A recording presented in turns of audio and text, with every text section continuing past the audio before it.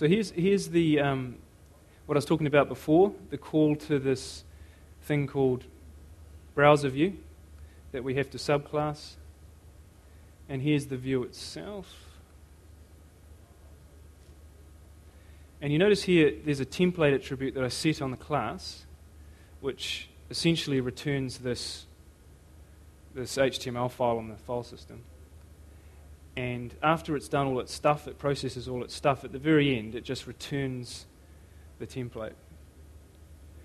Well, actually, if it's called the first time, it will return that template. So all it does is just grab that template that was set as an attribute on the class and just returns it to the browser. So pretty simple stuff. Okay, so that's the view code itself. Now the XML thingy that ties them all together. Here's the XML for that, to get that view recognized by Plone. Just uses this XML command here. And then this is the name. So if I wanted to actually access this view in my website, I just have my website URL / renew_expired_view. It would return that view. This is the class itself. So it's tying into that class I just showed you. And this is the permission. So in this case, this public one is basically allowing anyone to access the view. But you can actually sort of change the permissions to be only allowable by people who are logged in or something like that. So this is just being able to restrict that view to only certain people. This for equals thing is actually defining what kind of objects this view will be allowed to be viewed by. But you can probably ignore that, but it's just, you can actually say it's only allowed to be shown, this view will only show on certain types of objects in my site. But in this case, I've just done star, which says it'll be viewable from anywhere within my site. And finally, the template itself that's returned. We'll talk about this in a minute, but essentially this is just the template that it's going to return. Try and get that a bit easier to view. So what about in Django? Well, in Django, a view consists of a view function, a template, and a URL mapping that maps that view to a particular, the name of that view to a particular view function. And again, I can show you that. You can see here for the Kiwi PyCon site, we've got this view function called invoice. And we've actually passed the template name to it inside the function. But then you can see at the very end, it just renders that template and passes in some of these variables to that view. So it's, and just to show you the URL mapping itself, so we just looked at the view code, and the view mapping is just here. You can see that with this regex, anything with invoice at the beginning, it passes it on to this invoice function, and that's used to render that invoice view. And lastly, I'll show you the actual template itself.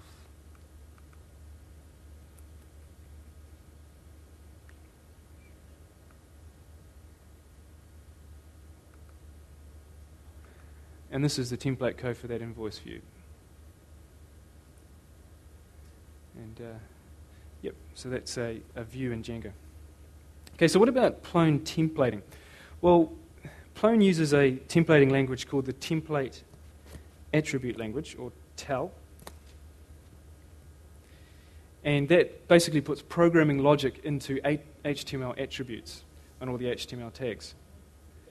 So this means that TAL templates can be opened in standard web editors, HTML editors. So web designers, when they open those templates up, they won't notice any of the programming logic that's contained within those templates. So it's very nice for web designers. TAL also uses an extension called Metal, which enables people to create macros, which enable the insertion of these macros into other templates. And within this thing called metal, it also has a concept of what's called slots. So you can dynamically put whatever arbitrary content you want into these defined slots in these macros. They also make use of something called tails expressions, which conditionally control what shows within sections of your templates. Now again, just to give you a bit of, rather than talking about it abstractly, to show you something, an example of this, variable. And then I can actually, as you can see down here, I'm actually accessing that variable down here further, and then I'm doing further processing on that based on that variable. You can see down here too, when I actually use that member types variable that I've defined up here, I use something called tail repeat, and that enables you to be able to repeat this tag for the number of these values that's returned by this list. It happens to be a list. So it's going to keep on returning the option, or anything defined within this tag. It keeps on repeating it until it does it for each value that's returned. There's another one called tail content. Just further down here, I use this other tail thing, this keyword called content, and that enables me to put what's returned by these variables within this tag, so I can define what appears within the HTML tags. So I've actually grabbed this variable here, and it actually has an attribute sitting off it called title, and I'm putting that within the option tag. And there's actually something that's even cooler, just here, called Python, a keyword called Python, and that enables you to run any arbitrary Python code within your templates. For Django purists, that might sound really horrible, but it can actually be quite good to be able to run just arbitrary Python code. You just have this Python : keyword, and then you can just run Python code within your template. Okay, and what about Django templating? Well, Django uses a custom templating language, and it's very, very Pythonic, and it enforces the separation of the presentation of a document from its data. And it also has a concept of sections, of pulling in sections from other templates, and also being able to extend other templates, very much like the macro approach that Plone has. And again, I can show you an example of this.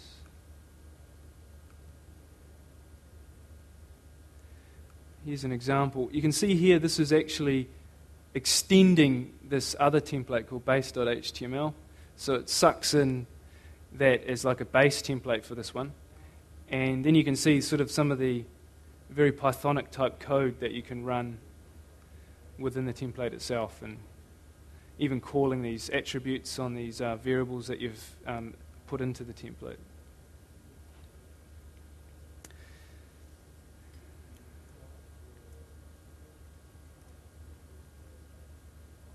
Okay, well that's essentially 101 once I flick back to my presentation. So just going back over what we covered today. So we talked about how is data stored in Plone and Django. We talked about creating and modifying data. We looked at views, and we also looked at the templating language. And I've just listed out some other additional learning things to look into as things that are good essential points to be able to learn in order to be able to be productive in Plone. I won't go through each of these individually, but you can see that these are some of the concepts that I would recommend for people to be able to look at, including some extras there. And if you wanted specifically to find out like a resource to be able to get some more information on that list, I will have the slides up online so you can actually go back over that list later. That you can go to these websites, and they're very good resources to find out more about those different things. And there's some references too, just to some of where I drew some of the content from this presentation. So is there any questions at all based on what we covered today? Or even some of those learning points? I'm happy to discuss any of those as well. Yeah, with the Plone, if you want to do changes to existing schema, like make one of the attributes searchable, Is that possible after it's been implemented with data? Yeah, yes. Generally, if you've got existing content in the site, there's like something called the archetypes tool, and you have to run something over the existing content to change the schema, because they're actually saved into the Zope object database. So you'd have to like say, this changed to my schema. I now want that to apply to the existing content. So you do have to run that over the existing content, but any new stuff just works, because it just creates a new instance based on what's sitting on the code on the file system. So yeah, it's not a big issue to be able to do those changes. Yeah. Generally, the main issue with making code changes is if you change the class names. That's when it can get a bit ugly, because it's it sort of it pickles the class inside the SOAP object database based on the class name, and if you suddenly change a class name, the existing objects just blow up, basically. So if you remove that class from the file system and you boot the system up, it's like, where's the thing that I need to be able to render this content? And it just explodes, yeah. But there are tools to be able to get around that, but generally it's not a good idea to change the classes that you've used to create the content in the first place. Any other questions?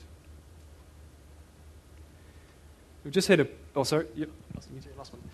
What type of projects would you say would suit Django versus the Plone? I did start to type up a slide about that, and I thought it could get a bit controversial. But generally, if you're, as a generic rule, I think if you've got sites that have got a lot of people editing, like content-type focus sites, and I would tend to say Plone would be the thing to use, especially if you've got people logging on and making modifications to the site, and they're like full-on authors and things. It suits the model of Plone a lot better. But other than that, if it's not a content-centric type site, then Django would be great. I stand to be corrected on that, but generally I think just because Plone's, it's quite a mature product around that content space of allowing people to author stuff and workflow stuff and security and all that type of thing. It's sort of solved a lot of those issues. So it's like, why would you want to build that from scratch again when it's an issue that's already resolved in Plone? Yep.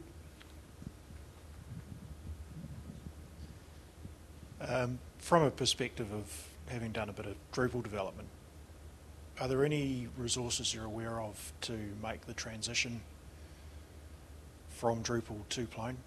I've had a bit of a play with Plone, but I came up against a brick wall and I didn't find the documentation to be entirely helpful. Yeah. I suppose what I tend to recommend is those URLs that I showed before. Well, particularly if you're looking at a website to look at, I found that collective.docs.plone.org is really good. Because it's almost like recipe approach, and it also even starts from the high level and defines some of the concepts. And it says, if you want to do this, try this. And it's all in one space. And it's Sphinx documentation, so you can search it. The Plone.org documentation is good as well, but I think because it's grown over the many years, sometimes finding stuff in a hurry can be hard, because you sometimes go onto the IC channel and you ask a question, they go, oh, it's actually on Plone.org documentation, but sometimes getting to that particular item is hard. The other thing I'd recommend is that third URL there, the Plone Book. It's very, very good too for taking you through a step-by-step of a project, building a site in Plone and things. And generally that's the book that you say, if we want someone to get up to speed, you say, get that book. And even though we've gone from Plone 3 when that book was written to Plone 4, the core concepts are the same. So you could still apply all those things to the most recent version of Plone 4.